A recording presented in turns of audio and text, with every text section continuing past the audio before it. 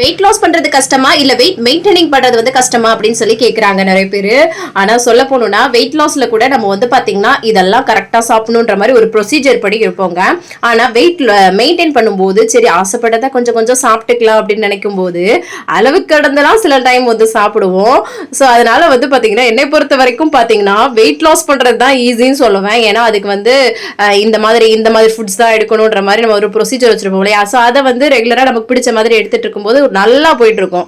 So 2 நாள் வந்து seat பண்ணி பாருங்க. அதாவது மெயின்டைன் பண்ணும்போது அப்படியே எகுரும் பாருங்க. நம்ம வந்து வாங்குன்னு 1 மாசம் குறைச்ச வெயிட் எல்லாம் ஒரு நாள் 2 நாள்ல ஏறுற மாதிரிலாம் இருக்கும்.